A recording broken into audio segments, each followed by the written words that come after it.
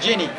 And I'm the narrator here, Tasadek, and with me, with vocals help is Nafis and Mashikur, as Adnan and Prasadji. Afran is playing. Okay, here we go, scene one.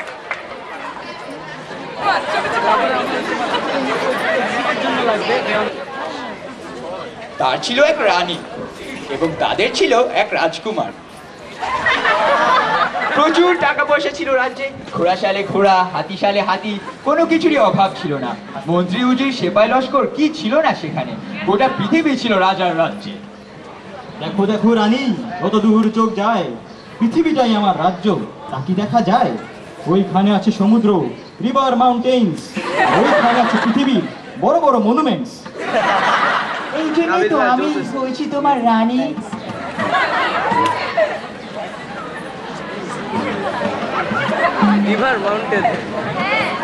তো বোঝাই যাচ্ছে রাজ্যে ছিল সুখ।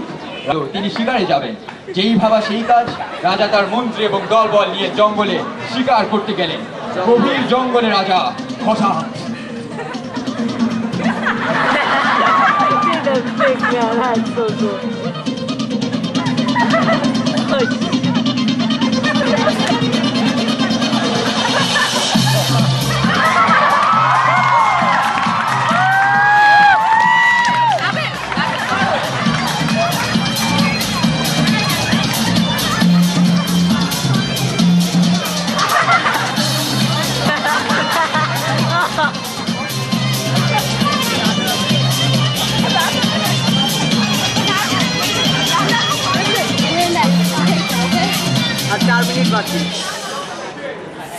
আমার মস্ত সর্প অজগর নাকি? শান্ত হন মহারাজ, ভয় পাবেন না, আমাদের প্রাণ দেব, তবু আপনারটা দেব না।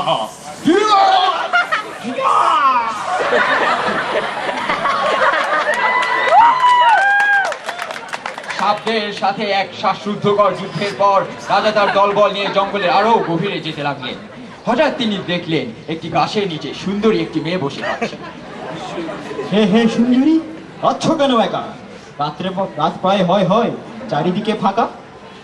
দুঃখের কথা আমি কি আর বলবো, রাজা অনুমতি দিয়ে সবই খুলে বলবো। কথা না বাড়িয়ে তুমি কথা করো শুরু। রাত প্রায় হয়, বুক করে দুরু দুরু। লোকজন ছিল আমার, ছিল তাদের সাহস, সব কিছু শেষ করলো মস্ত এক রাক্ষস। হয় নেই সুন্দরী, এসে গেছি আমি। যাবে কি আমার রাজ্যে তুমি হয়ে আমার রানী?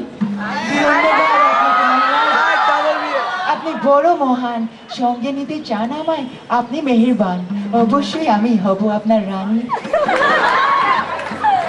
রাজা মেয়েটিকে নিয়ে যাওয়ার সিদ্ধান্ত নিলেন, কিন্তু একই মেয়েটি তো আসলে একটি রাক্ষসী। রাজাকে বোকা বানানোর জন্য সেই রূপ ধারণ করেছিল।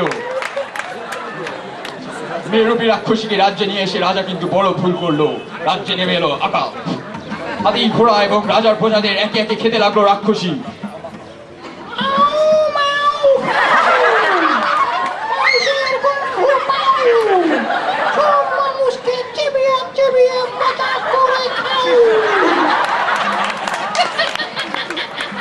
এভাবে একে একে রাজ্যের প্রজাদের খেতে লাগলো রাক্ষসী, কিন্তু রাক্ষসী দেখলো না যে রাজকুমার গোপনে তার এই কাজ দেখে ফেলেছিল।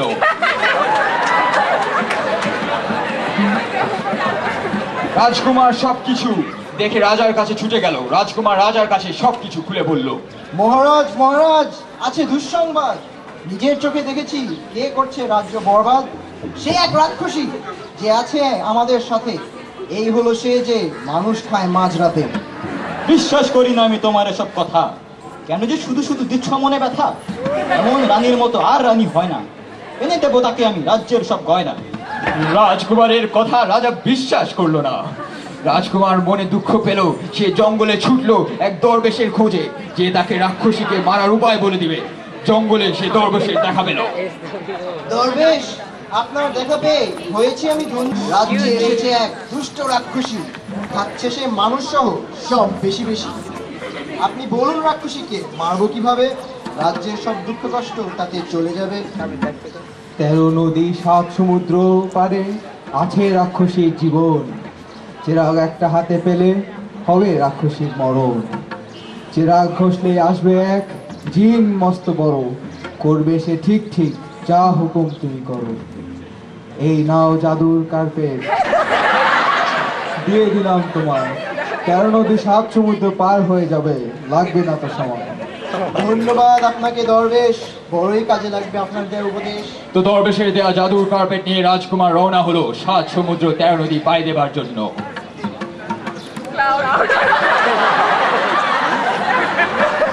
জাদুর কার্পেটে চড়ে রাজকুমার যাচ্ছে তো যাচ্ছেই, সে পথ যেন আর শেষই হতে চায় না। কত নদী, কত সমুদ্র, কত পাহাড়, কত প্রান্ত যে পেরিয়েছে রাজকুমার, তার হিসেব নেই।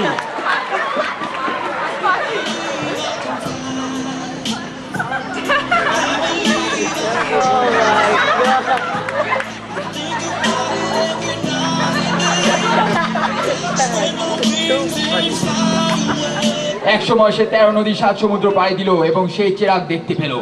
কিন্তু যেই রাজকুমার চিরাগ নিতে গেল, 3টি রাক্ষসী এসে উপস্থিত হলো।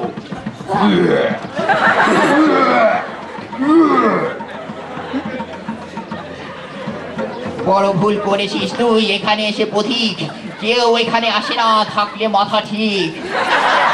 কত বড় সাহস তোদের, থামাতে এসেছিস আমায়? পৃথিবীতে কেউ নেই যে রাজকুমারকে থামায়।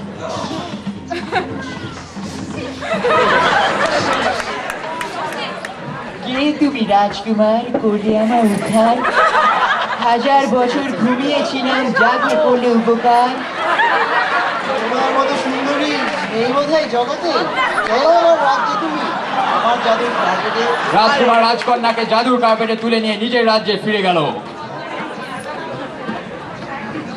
রাজকুমার রাজ্যে এসে পৌঁছলো। মহারাজ, মহারাজ, ভুল বুঝেছিলেন আমায়। এবার দেখি রাক্ষসী কিভাবে চেরাগের দত্ত থামায়।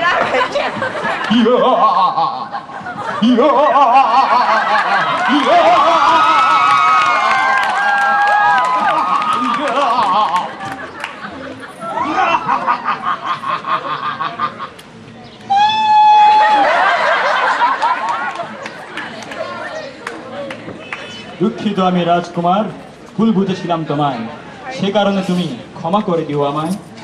And they live happily ever after.